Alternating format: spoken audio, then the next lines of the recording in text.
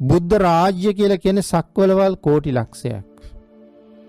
නිතර බණ අහන පින්නතුන් ඒ ගැන බොහෝ කරුණු දන්නවා. බුද්ධ රාජ්‍ය සක්වලවල් කෝටි ලක්ෂයක්.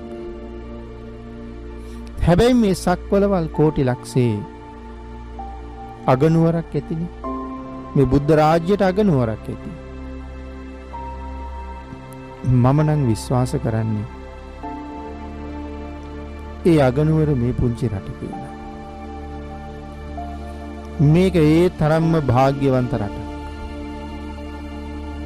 බුදුරජාණන් වහන්සේගේ අනුග්‍රහය මේ ලෝක ධාතුවේ වෙන කාටවත් නොලැබුණ තරමට අපට ලැබිලා තියෙනවා. ඒකයි මේ ප්‍රාතිහාර්ය දැක්වීමේද ප්‍රධාන කාරණාව. මිහිඳු මහ රහතන් වහන්සේ සම්බුද්ධ පරිනිර්වාණයෙන් අවුරුදු 236ක් විතර ගත වෙනකොට භාග්‍යතුන් වහන්සේගේ අදිෂ්ඨානයට අනුව ධර්ම රත්නේ පණිවිඩය අරගෙන මේ රටට වැඩම කොට වදාලා.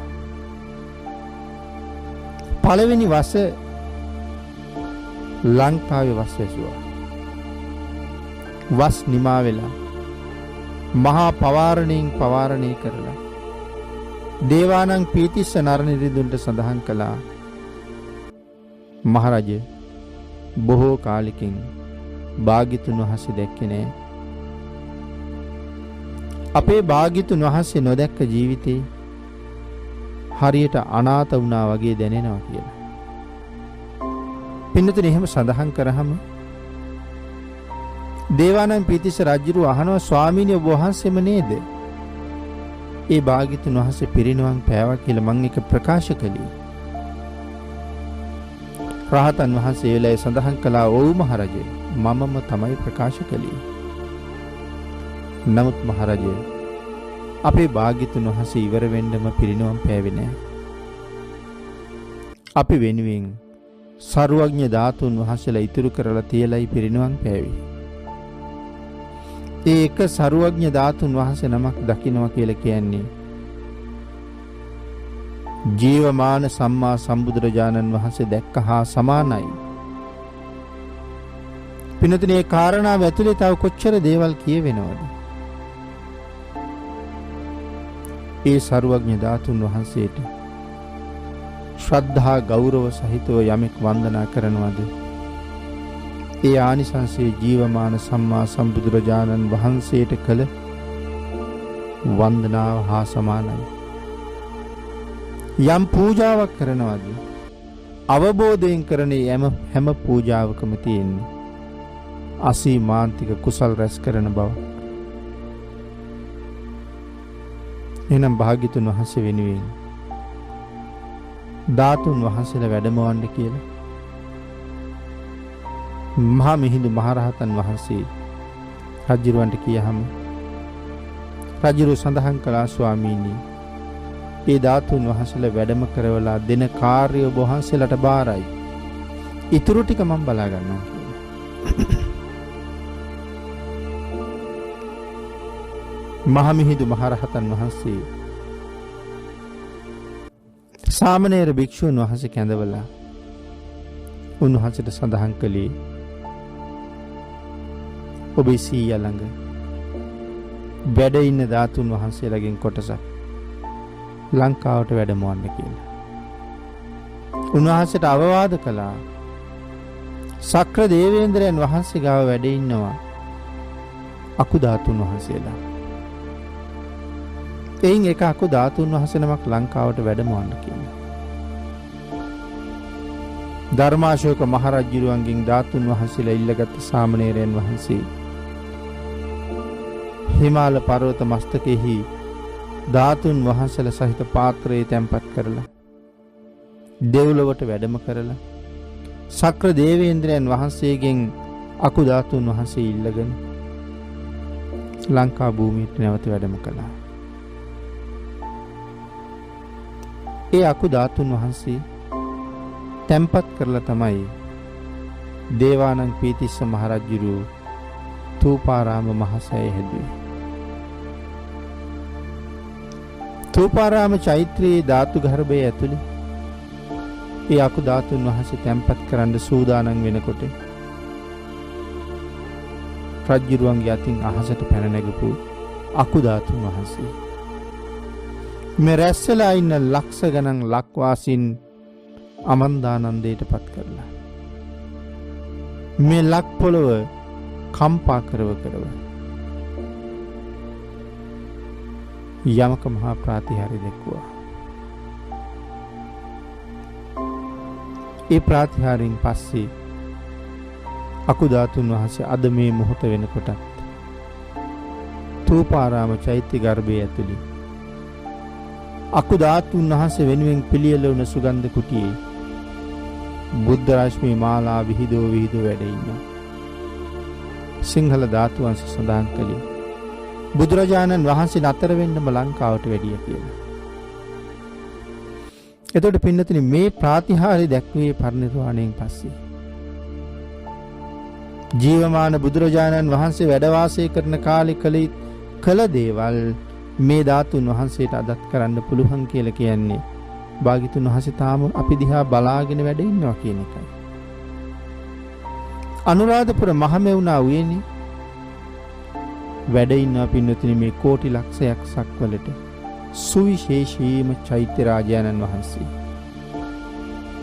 ද්‍රෝණ 8ක් ධාතුන් වහන්සේලා බෙදලා දෙනකොට රාම ග්‍රාමයට ලැබුණ ධාතුන් වහන්සේලා රාම ග්‍රාමයට බෙදුවා. මහා කාශ්‍යප මහරහතන් වහන්සේ නැවත ධාතුන් වහන්සේලා එකතු කරනකොට රාම ග්‍රාමයට දුන්න ධාතු කරඬුව ගත්තේ නෑ. ඒ ධාතු කරඬුව තමයි අනුරාධපුර මහමෙවුනා උයනේ මහසෑයේ ධාතු ගර්භය ඇතුලේ වැඩ ඉන්නේ. දුටුගැමුණු මහරජුරුවත් භාග්‍යතුන් වහන්සේ දැකපු කෙනෙක්. භාග්‍යතුන් වහන්සේ දුටුගැමුණු රජුරුව ගැන සඳහන් කරලා තියෙනවා. පින්නතුනි භාග්‍යතුන් වහන්සේගේ අදිෂ්ඨානයට අනුව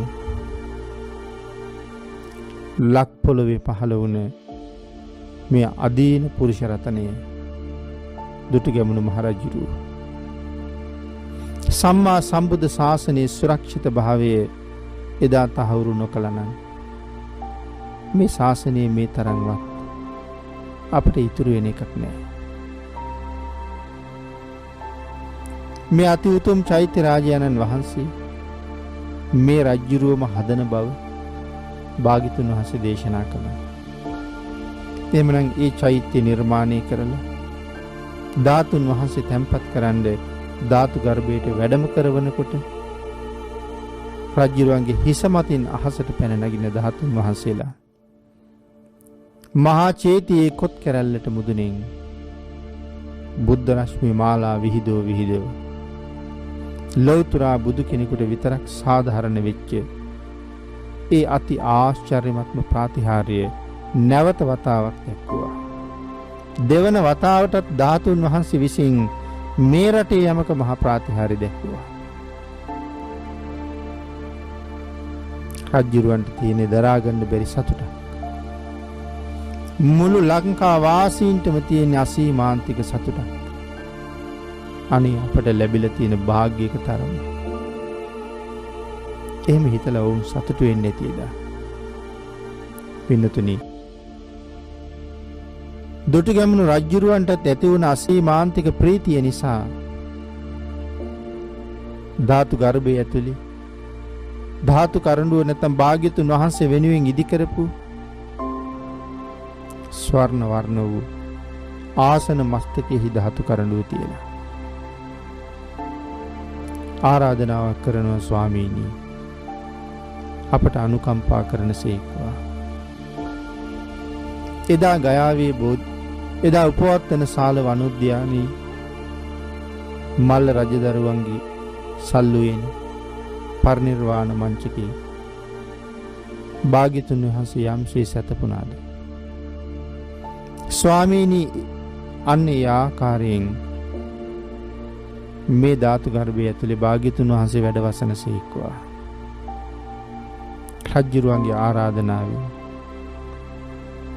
කරඬුවෙන් එළියට වැඩපු ධාතුන් වහන්සේලා ෂඩ් වර්ණ බුද්ධ රශ්මි මාලා විහිදෝ විහිද තිලෝගුරු අමාමෑණී සම්මා සම්බුදුරජාණන් වහන්සේගේ රූප ධාතුව ශරීර ධාතුව මවාගෙන උතුරු පැත්තට හිසලා දකුණු පැත්තට පයලා බටහිරට මුහුණලා අදත් මේ චෛත්‍ය ඇතුලේ වැඩ ඉන්නවා. සයින්සු යස්මින් සුගතස්ස ධාතු නිම්මාය රන්සුජ්ජල බුද්ධ රූපං සුගතයන් වහන්සේගේ සර්වඥ ධාතුන් වහන්සේලා ස්වර්ණ වර්ණ වූ බුද්ධ කය මවාගෙන මේ චෛත්‍ය ගර්භය ඇතුලේ සතපුණා. සයින්සු යස්මින් සයින්සු කියලා කිව්වේ කයි සතපුණා. කොහෙද සතපුනේ?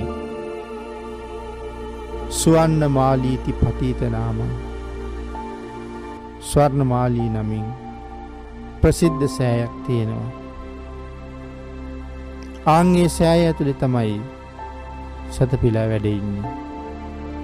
වන්දා මහං තූපවරං මහග්ගං ඒ මහා අග්‍ර වූ ශ්‍රේෂ්ඨ වූ තූපයට මාගේ නමස්කාරය කියලා අපි වන්දනා කරන්නේ.